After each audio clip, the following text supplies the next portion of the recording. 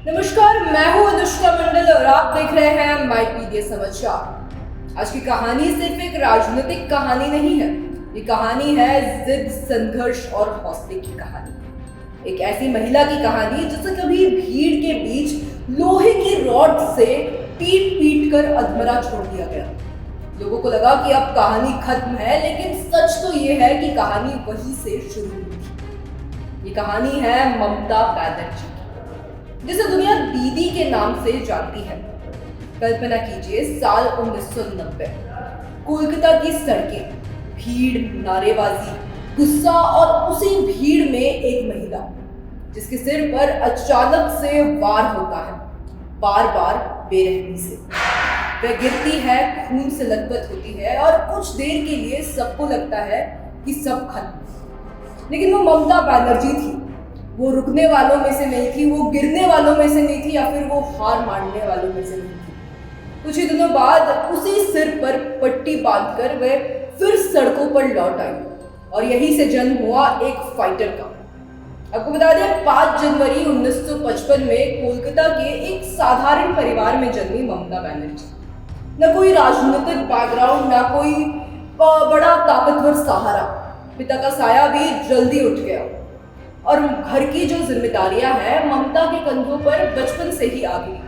आपको बता दें कि कभी उन्होंने दूध बेचा, कभी उन्होंने छोटे मोटे काम किए, लेकिन एक चीज रही जो उन्होंने कभी भी नहीं छोड़ा, पढ़ाई।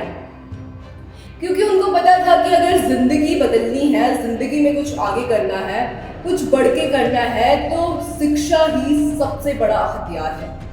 उन्होंने कोलकाता यूनिवर्सिटी से ग्रेजुएशन कंप्लीट किया और फिर इस्लामिक इतिहास में मास्टर्स किया। आपको बता दें, इसके बाद उन्होंने कानून की भी पढ़ाई कंप्लीट करी, लेकिन ममता सिर्फ किताबों में नहीं रही। आपको बता दें कि कॉलेज के दिनों में ही उन्होंने राजनीति में कदम रखा और वह जुड़ गई इंडियन नेशनल कांग्रेस से। सड़क से संसद तक का जो सफर रहा उनका, ये बिल्कुल आसान सफर नहीं था। 1984 पहला लोकसभा चुनाव, जादवपुर सीट। सामने थे दिग्गज नेता सोमनाथ चैटर्जी। लोगों ने कहा ये मुकाबला जो है ये एक तरफा मुकाबला है, लेकिन आपको बता दें नतीजों ने सबको चौंका के रख दिया। 29 साल की उम्र में ममता बनर्जी ने जीत दर्ज कर ली और बन गई देश की सबसे युवा सांसदों में से एक। लेकिन ये कहानी है जो इतनी आसान नहीं रही। 1989 हार मिली, 1990 जानलेवा हमला हुआ, लेकिन हर बार वह और मजबूत होकर लौटी। 1991 फिर से जीत मिली और धीरे धीरे बेखौफ आवाज के रूप पर उभरती चली गई ममता। आपको बता दें, फिर एक बड़ा मोड़ आया, कांग्रेस के अंदर मतभेद। ममता का बड़ा फैसला, 1998 में उन्होंने बनाई अपनी खुद की अलग party, all India Trinamool Congress. अब वो किसी के सहारे नहीं थी, खुद एक ताकत बन चुकी थी।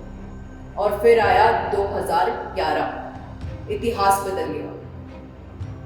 34 साल पुरानी वामपंथी सरकार को हराकर ममता बनर्जी बनी पश्चिम बंगाल की पहली महिला मुख्यमंत्री। इसके बाद 2016, 2021 3 बार लगातार जीत और आज भी उनकी पकड़ उतनी ही मजबूत है। लेकिन आपको बता दें कि उनकी जो असली पहचान है ये सिर्फ राजनीतिक नहीं है।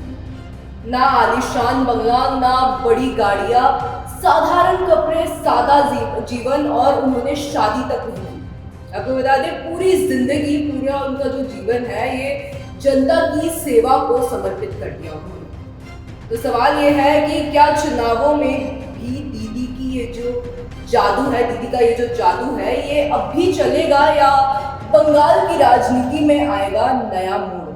अगर आपको ये कहानी प्रेरणादायक लगी तो वीडियो को लाइक करें, कमेंट करें, शेयर करें और आपके विचार हम लोग को बताएं। आगे के अपडेट्स के लिए बने रहिए हमारे चैनल पर। धन्यवाद।